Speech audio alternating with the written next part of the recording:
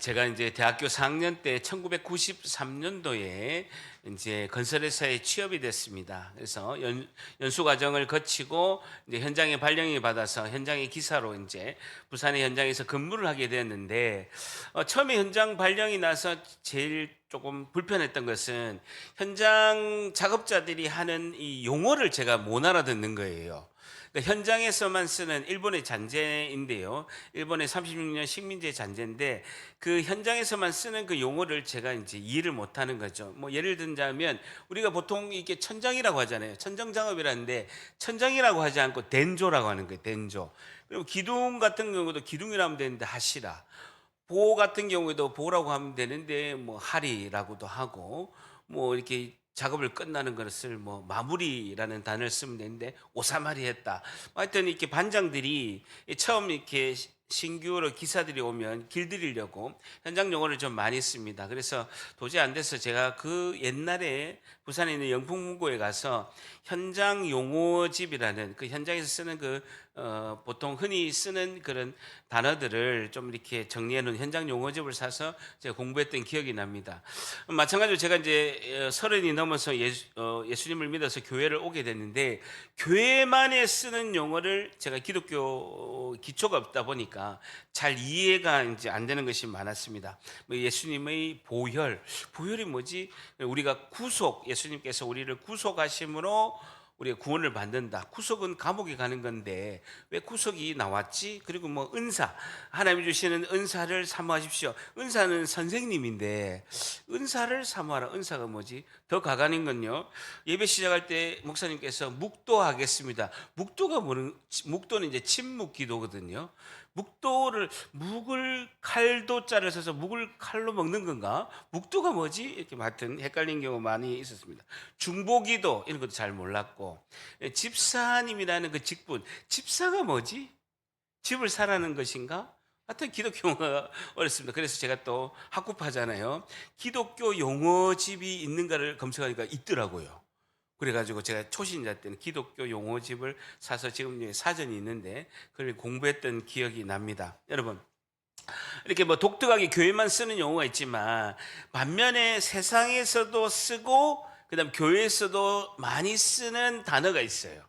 그게 뭐냐면요, 복이라는 단어와 믿음이라는 단어입니다. 세상에서도 믿음이라는 단어를 교회 밖에서도 많이 쓰고 교회 안에서도 제일 많이 쓰는 용어가 믿음과 복이라는 단어를 이렇게 많이 쓰죠. 세상에서의 믿음이라는 단어는 어떻게 사용됩니까? 세상에서 믿음이라는 단어를 한번 사용하는 걸 보게 되면, 내가 만약에 예를 들어서 식당을 창업하게 되면 연돈 돈가스처럼 백종원 씨가 내가 창업한 식당에 와서 식사를 하고 그것이 이제 음식에 대해서 극찬을 하게 되고 그것이 굉장히 방송을 타게 되고 손님들이 너무 많이 와서 웨이팅이 많을 정도로 식당이 엄청나게 잘 될 것이라고 믿고 열심히 식당을 창업해서 일을 하죠. 믿음이 대단한 거예요? 대단한 거예요? 믿음이 대단한 거 아닙니까? 믿음이 대단한 거죠. 내용을 자세히 보면 세상에서의 믿음이라는, 그렇게 될 줄 믿고 내가 열심히 일을 한다라고 이렇게 한다면, 세상에서의 이제 믿음이라는 단어는요, 그 안에 믿음이라기보다는 희망이라는 의미가 많이 포함되어 있습니다. 회사에서도 목표를 세워서 이렇게 달성되도록, 이렇게 이루어지도록, 이제 제가 어떤 회사에 이제 가보니까 믿음을 가지고 최선을 다하자, 이게 이제 회사의 이제 사훈이더라고요. 믿음을 가지고 최선을 다하자 할 정도로 세상에서도 믿음이라는 단어를 이렇게 많이 사용을 합니다. 교회에서도 목표를 세워 가지고 어떤 일을 추진할 때 그렇게 될 줄 믿습니다라고 이렇게 기도를 하고 교회에서도 이렇게 진행하는 경우가 많이 있죠. 자, 그렇다면요, 세상에서 희망이라는 의미를 가진 그 믿음과 우리가 교회에서 우리가 함께 기도하고 하는 우리가 예배 때 자주 나오는 단어의 그 믿음의 차이가 무엇인지, 오늘 그 차이에 대해서 오늘 성경의 말씀을 통해서 오늘 살펴보고자 합니다. 성경에서 강조하기를 로마서와 갈라디아서에서는 뭐라고 말씀하냐면 오직 믿음으로 말미암아 구원을 받는다라고 성경은 강조하고 있습니다. 그래서 믿음이 굉장히 중요한 단어죠. 믿음이 굉장히 중요하다는데 하나님의 백성들은 믿음의 기도를 합니다.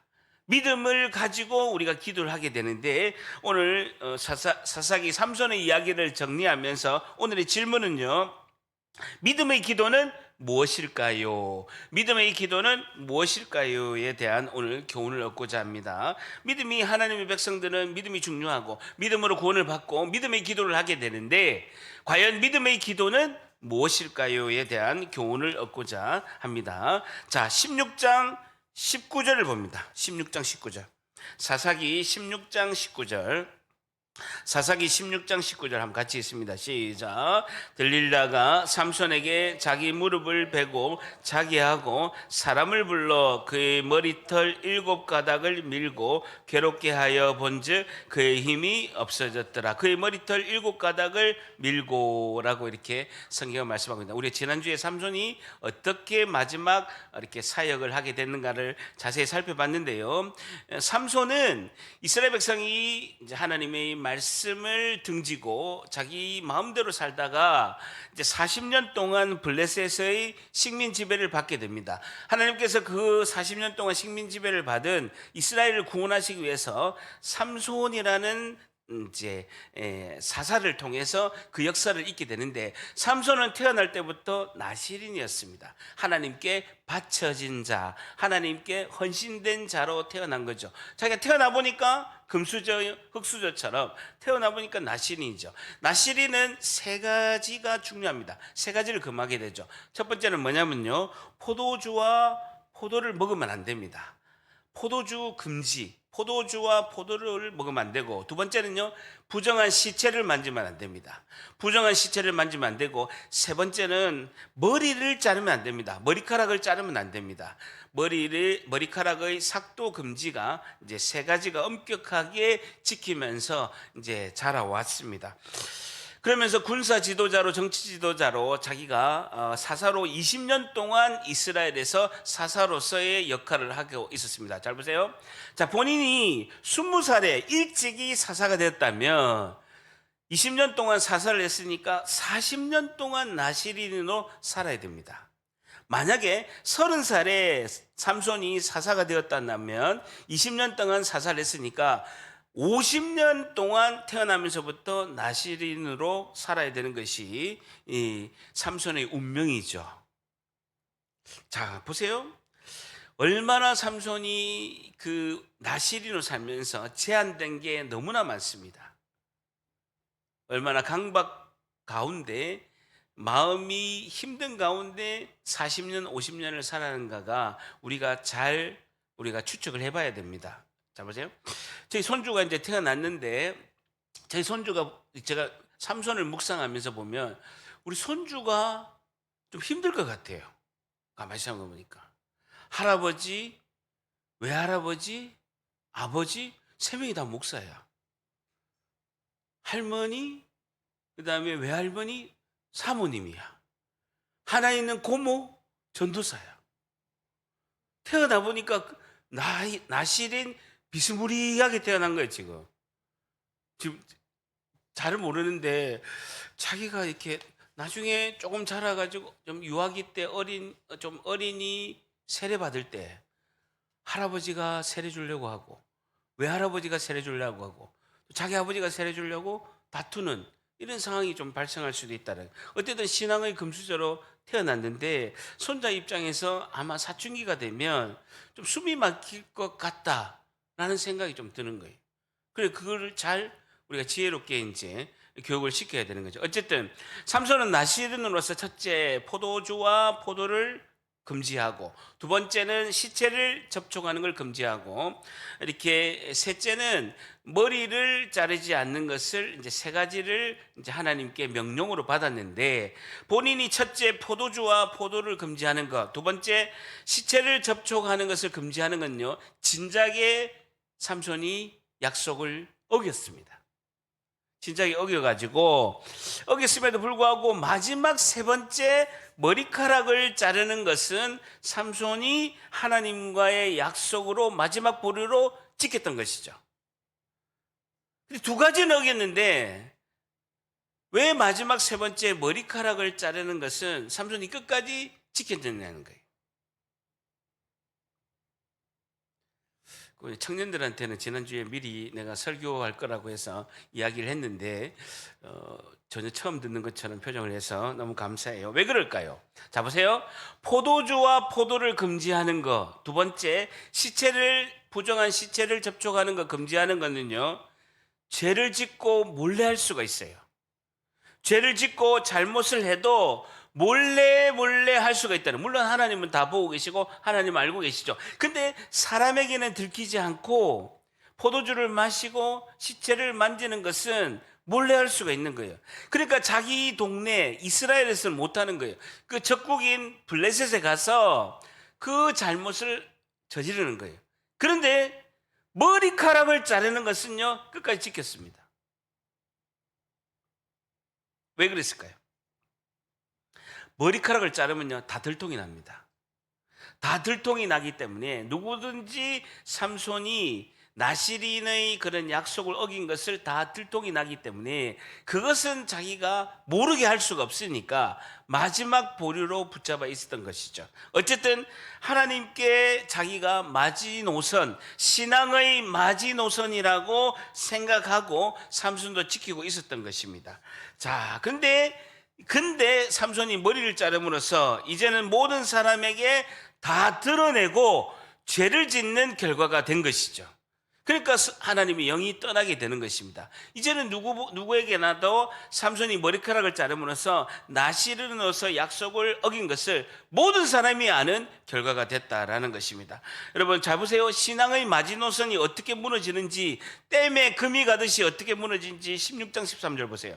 16장 13절에 보게 되면 들릴라가 삼손에게 이르되 당신이 이때까지 나를 희롱하여 내게 거짓말을 하였도다. 내가 무엇으로 당신을 결박할 수 있을지 내게 말하라 하니 삼손이 그에게 이르되, 조금씩 무너지는 거죠. 그대가 만일 나의 머리털 7가닥을 배틀의 날실에 섞어 짜면 되리라 라고 하면서 마지노선이 1차가 무너집니다. 그러면서 16절에 그렇게 이야기를 해놓고 그것이 거짓말로 들통이 나니까 또 계속 조르니까 날마다 그 말로 그를 재촉하여 조름에 삼손의 마음이 번뇌하여 죽을 지경이 된 겁니다. 이때 삼손이 안 돼, 여기서 멈춰야 돼, 아니야 여기서 멈춰야 돼 라고 했어야 되는 거예요. 그런데 가만히 보니까 다른 것을 어겼을 때, 두 가지를 어겼을 때도 하나님께서 자기에게 벌을 내리시지 않은 거예요.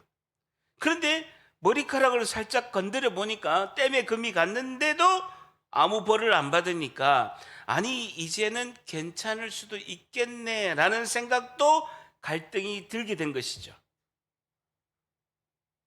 자, 이런 상황에서 19절에 보게 되면 들릴라가 삼손에게 자기 무릎을 베고 자기하에서 사람을 불러 그의 머리털 7가닥을 밀고 괴롭게 하여 본즉 그의 힘이 없어졌더라 라고 말씀하고 있습니다.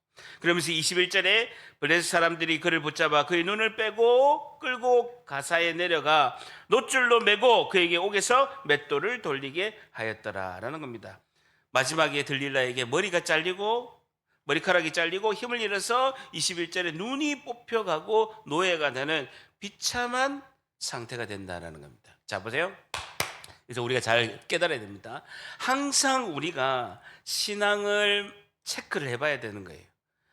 나의 신앙의 마지노선이 무너지고 있는가를 우리가 신앙을 점검하고 체크를 해봐야 된다는, 댐에 금이 간 곳이 있는지, 나의 신앙의 마지노선이 무너지고 있는지를 확인해 봐야 된다는 거예요. 내가 예수님을 믿고 교회를 다니면서 믿음으로 하나님께 예배하고 하나님께 헌신하고 하나님께 봉사하고 섬기면서 내가 교회 생활을 하고 있습니다. 자, 그런데요, 때로는 시험이 들고 힘이 들면 헌신하고 봉사하는 곳에서 빠지게 됩니다. 그리고 신앙의 마지노선이 뭡니까? 예배죠. 신앙의 마지노선은 예배가 하나씩 빠지게 됩니다. 위험신호죠. 설교가 잘 안 들려요. 그리고 찬양이나 설교를 유튜브라도 듣고 싶은 마음이 사라지기 시작하는 겁니다. 그 위기가 온 것이죠. 자, 그런데도 아무 일이 일어나지 않아. 하나님이 즉시 벌을 줘야 되는데 아무 일이 일어나지 않으면 더욱더 신앙의 위기가 온 것이죠. 그러면서 신앙의 마지노선이 무너지고 있는 것을 본인이 깨닫지 못하는 위험한 순간이 오게 된다는 겁니다. 그래서 우리는 늘 긴장하고 믿음의 마지노선이 무너지지 않도록 말씀과 기도로 나아가야 될 줄 믿습니다. 오늘 첫 번째 믿음의 기도는 무엇일까요? 첫 번째, 하나님께 신앙을 지키기 위한 기도입니다 라는 것이죠. 믿음의 기도는 무엇일까요? 하나님께 신앙을 지키기 위한 기도입니다. 믿음의 기도는요, 신앙의 마지노선이 무너지지 않도록 신앙을 지키기 위해서 우리가 믿음의 기도를 해야 된다라는 것입니다. 하나님께 신앙을 지키기 위해서는요, 하나님 제가 온전히 순종하겠습니다 라고 기도하고, 하나님 신앙의 마지노선이 무너지지 않도록 하나님 저를 붙들어 달라라고 기도를 해야 된다라는 것이죠. 하나님께 온전히 순종할 수 있도록 그것이 우리의 기도가 필요하다라는 것입니다. 절대랍니다. 예배가 신앙의 마지노선입니다. 한 번 더, 예배가 신앙의 마지노선입니다. 자, 보세요. 그러면서 어릴 때부터 엄격하게 자란 그 삼손이 16장 19절에 보게 되면 들릴라가 삼손에게 자기 무릎을 베고 자기 하였다라고 기록하고 있습니다. 성경은요, 매우 압축해서 기록하는데, 매우 압축해서 기록한 성경에서 들릴라가 삼손에게 자기 무릎을 베고 자기 하였다라고 기록하고 있습니다. 어릴 때부터 숨 막히는 그 삼손, 어릴 때부터 가슴이 답답한 그 삼손이 부모에게 정죄를 당하고 엄격한 규율 속에 자란 그 부작용으로 엄마처럼 다정하게 삼손을 대하는 그 들릴라의 유혹에 삼손은 쉽게 넘어가고 있다라는 것입니다. 여러분 보세요. 우리가 삼손을 비난하고 삼손 왜 이렇게 신앙생활을 못해? 하나님이 선택했는데 왜 이렇게 잘못을 저지르고 하나님께 죄를 짓는 거야? 라고 하지만 우리가 삼손의 입장이 되어 본다면 삼손보다 더 신앙과 믿음을 잘하는 사람은요 많지 않다라는 겁니다. 삼손 입장에서 보게 되면요, 삼손보다 더 내가 신앙을 잘한다라고 우리가 장담하기가 쉽지 않다라는 것이죠. 삼손은 태어나 보니까 자기하고 상관없이, 의지와 상관없이 나시린으로 태어난 거예요. 엄격한 규율 속에서 하지 마라라는 것이 너무나 많은 거예요. 마음대로 행동하지 못하는 그 고통의 삶을 살게 된 것입니다. 그래서 삼손은요, 들릴라의 무릎에 집착할 수밖에 없는 것이죠. 자, 보세요. 우리 교회도 보게 되면요, 우리 자녀들이 모태신앙이 많아요. 어릴 때부터 모태신앙이 많고, 태중에서부터 모태신앙으로 태어난 우리 자녀들이 대부분입니다. 근데 어릴 때부터 부모가 교회 다니면서 엄격하게 이것 하라, 이것 하지 마라 라는 것이 많아요? 대답 안 하려고 자네. 어쨌든 자, 많아요. 그러니까 삼손이 죄를 짓기 위해서 자기 동네에서는 못 짓는 거예요. 그래서 적국인 블레셋에 가서 죄를 짓는 것처럼 우리 자녀들도 친구 집에 원정 가서 친구 핸드폰으로 유혹에 넘어가서 죄를 지을 가능성이 많아요? 많다라는 거예요. 우리 집에서는 안 하고 핸드폰을 제한을 해도 친구 집에 가면요 무제한으로 풀려 있어요. 친구 블레셋 집이 너무 많다라는 것이죠. 어쨌든 자녀 입장에서는요 이런 생각이 듭니다. 다른 친구는 교회도 안 가고 일요일마다 노는데 나는 교회 와가지고 너무 불공평해 라는 경우가 많죠. 그러면 부모가 더 사랑해주고 자녀에 대한 보상을 해줘야 되는 거예요. 저도 두 자녀를 키우면서 두 자녀하고 이렇게 대화를 하면서 감사하게도 자신들은 너무 감사하다고, 좋은 부모 밑에서 행복한 가정에서 하나님 은혜로 믿음 생활을 하게 되어서 감사하다라고 이렇게 이야기 들으면서 제가 하나님께 이제 감사의 기도를 한 기억이 있습니다. 근데 보통에 보면요, 목사님의 자녀를 PK라고 합니다. Pastor's Kids라고 해서 PK들이 보면요, 상처가 엄청 많습니다. 왜냐하면 자기는 태어나 보니까 목회자의 자녀예요. 아니면 좀 이따 자라면서 보니까 목회자의 자녀일 뿐인데 자기가 원하진 않았지만 어딜 가도 보면 교회가 부교육자 때는요 계속 교회를 옮겨 다니잖아요. 우리 그나도 입학한 곳에서 졸업한 학교가 초등학교, 중학교, 고등학교 하나도 없어요.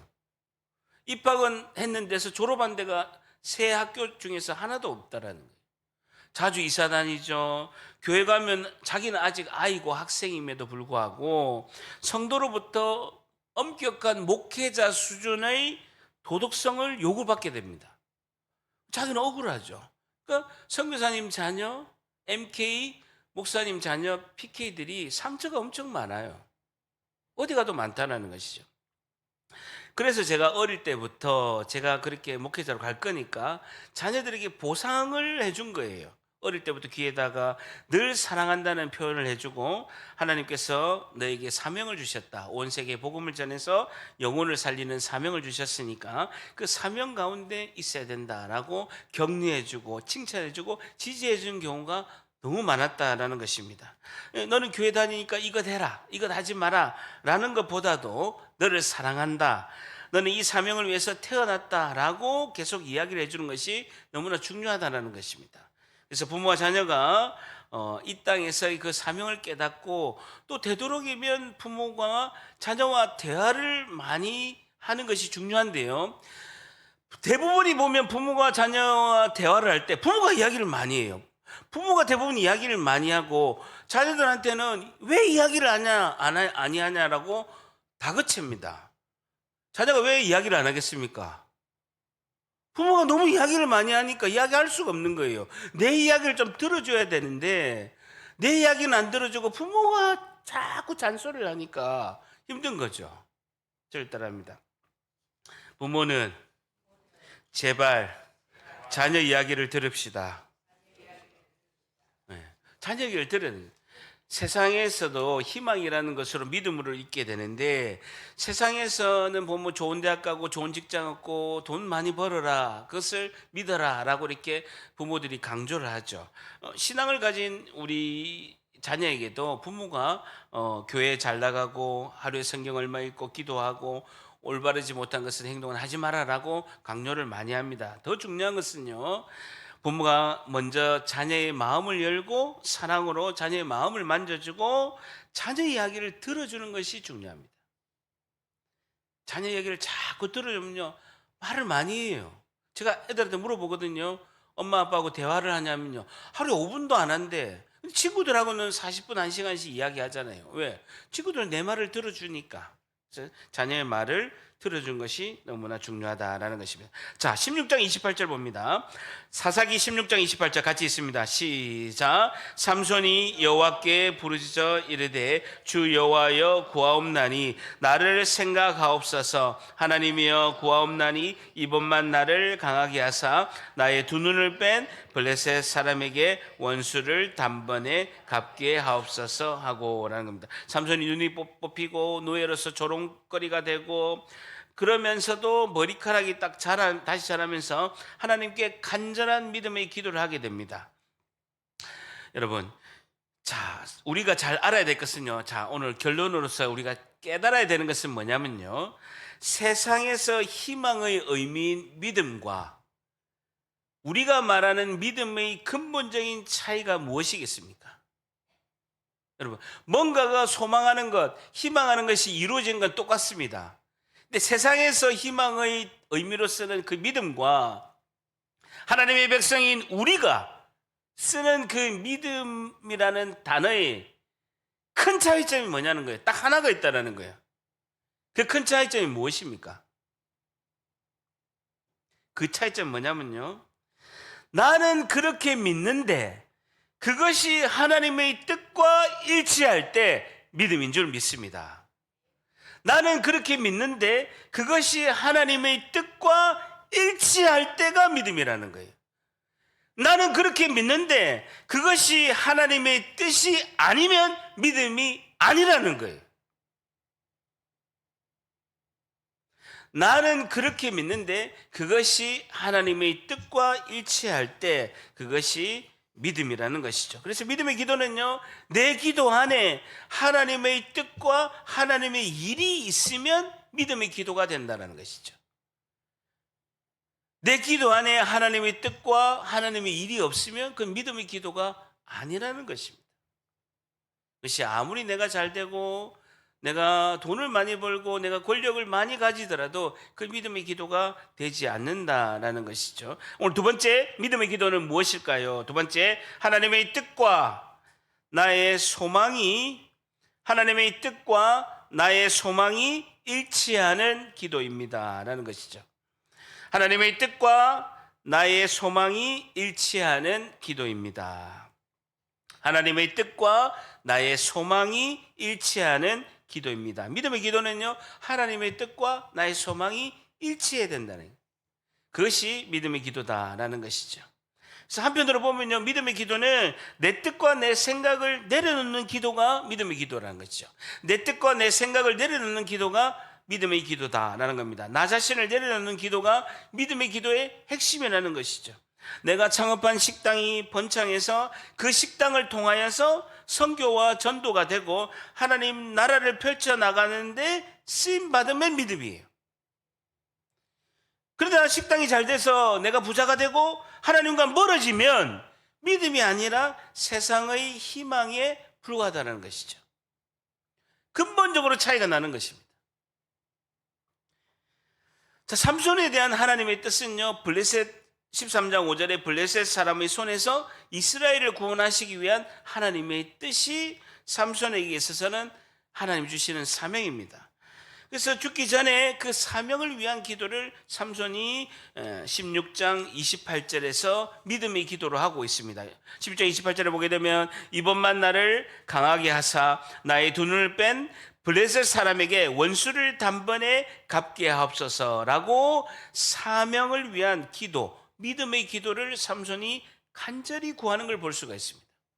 믿음의 기도는 나를 향한 하나님의 뜻을 구하는 기도인 줄 믿습니다. 믿음의 기도는 나를 향한, 믿음의 기도는 나를 향한 하나님의 뜻을 구하는 기도입니다. 믿음의 기도는 나를 향한 하나님의 뜻을 구하는 기도가 하나님의 뜻을 구하는 기도가 믿음의 기도다라는 것이죠. 믿음은 나를 향한 하나님의 뜻을 아는 것이고 믿음의 기도는 나를 향한 하나님의 뜻을 구하는 기도다라는 것입니다. 그것이 믿음의 기도와 세상의 희망, 세상의 믿음과 다르다라는 것입니다. 자, 보세요. 삼손에게 하나님께서 성령이 강하게 임했습니다. 하나님의 영, 성령이 강하게 임했습니다. 3번 임했는데요, 첫 번째 성령이 강하게 임할 때 삼손이 뭘 했냐면요, 하나님이 일을 한 것이 아니라 부정한 시체를 만지지 마라 라고 했는데 사자의 입을 찢어서 사자를 죽였습니다.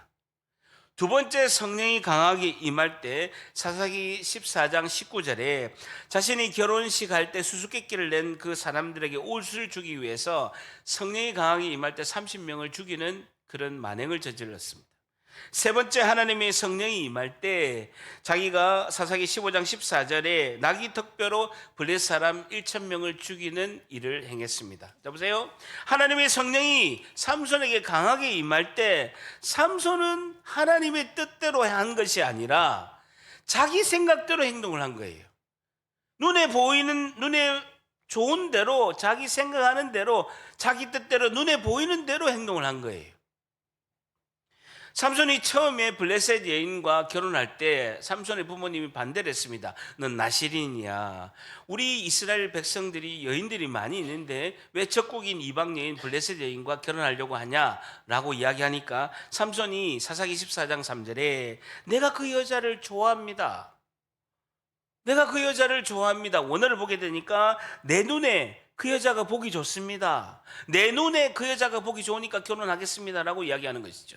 삼손은요, 오직 자신의 욕망, 자기의 눈에 보기 좋은 대로 삶을 사는 거예요. 하나님의 능력인 성령이 임함에도 불구하고 자기 눈에 좋은 대로 행동을 한 거예요. 그러니까 자기가 머리가 잘리고 나서 제일 먼저 벌을 받은 게 뭡니까? 눈이 뽑힌 거죠. 눈으로 죄를 지었기 때문에 눈에 집착해서 눈에 보이는 대로 눈에 좋은 대로 행동을 했기 때문에 눈이 뽑히는 벌을 받게 된 것입니다. 하나님의 백성들은요, 하나님보다 더 몰입하고 하나님보다 더 집착하고 하나님보다 우선된 것이 있으면 그것을 통해서 하나님께서 훈련하신다라는 겁니다. 잘 생각해 보세요. 하나님, 나의 욕심, 나의 권력, 나의 욕망, 나의 명예, 나의 물질, 그것에 집착하면요, 그것으로 인해서 많은 훈련을 받게 돼 있다는 것입니다. 보세요. 권력이 좋아서 권력의 최정상이 뭡니까? 대통령이죠. 근데 그 권력으로 인해서 역대 대통령들이 다 감옥 간 거예요. 권력 때문에 권력을 위해서 권력을 잡기 위해서 대통령이 됐는데 권력 때문에 역대 대통령들이 모두가 다 감옥에 가게 된 것입니다. 하나님보다 더 집착한 것이 있으면 반드시 하나님은 그 집착하는 것에 훈련을 시키신다라는 것입니다. 자, 보세요. 이 삼손의 믿음의 기도가 얼마나 강력했는지 30절 같이 있습니다. 시작. 삼손이 이르되 블레셋 사람과 함께 죽기를 원하노라 하고 힘을 다하여 몸을 굽히매 그 집이 곧 무너져 그 안에 있는 모든 방백들과 온 백성에게 덮이니 삼손이 죽을 때에 죽인 자가 살았을 때에 죽인 자보다 더욱 많았더라라는 것입니다. 삼손이 그동안 이룬 것보다도 하나님의 영이 강하게 임해서 이룬 것보다도 그 하나님의 영이 강하게 임했다는 그 말이 없어도 그 믿음의 기도가 얼마나 위대하고 얼마나 하나님이 기뻐하셨으면 훨씬 더 많은 것을 이루는 것을 볼 수가 있습니다. 사명을 이루는 믿음의 기도가 우리에게 능력인 줄 믿습니다.